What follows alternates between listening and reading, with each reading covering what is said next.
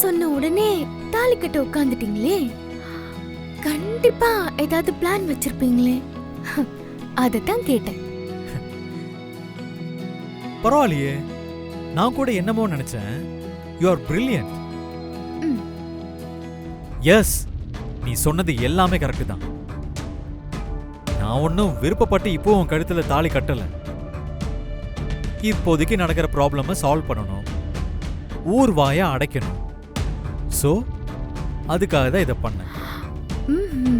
நான் already America போறதுக்கு எல்லா பிளானும் பண்ணிட்டேன்.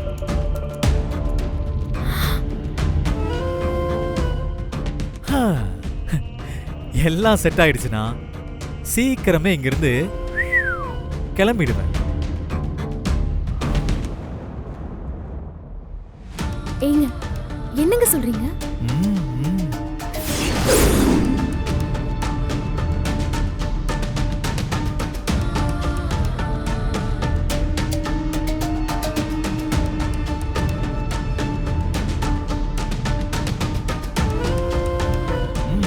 எஸ், இங்க இருந்தா தானே உன் கூட வாட சொல்லி இவங்க எல்லாரும் என்ன டார்ச்சர் பண்ணுவாங்க. நான் கிளம்பி போயிட்டா அந்த பேச்சே இருக்காதுல்ல. அதுக்கப்புறம் என் லைஃப நான் நினைச்ச மாதிரி சந்தோஷமா வாழ்வேன். என்கிட்டே நடிக்கிறியா? சீக்கிரமே நான் யாருன்னு காட்டுறேன்.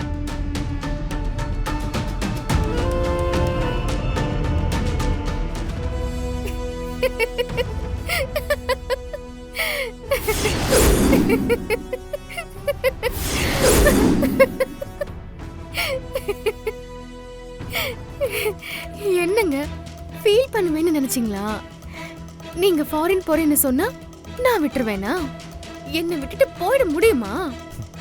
ஏன் முடியாதுன்னு நினைக்கிறியா? சத்தியமா முடியாதுங்க. நான் இவ்வளவு தூரம் போராடினது உங்களை அப்படி வெளிநாட்டுக்கு அனுப்புறதுக்கா? என்ன நடந்தாலும் என்ன ஆனாலும் நீங்க தான் என் புருஷன். ஏன் கூட தான் நீங்க வாழ்வீங்க.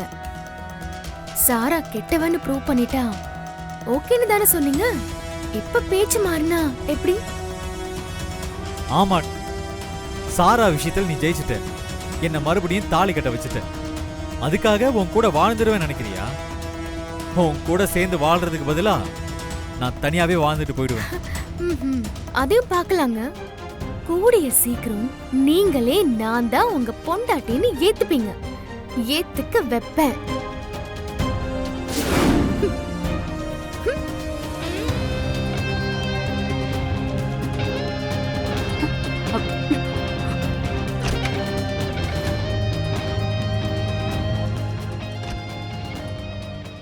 வெண்ணிலா, நில்லடி.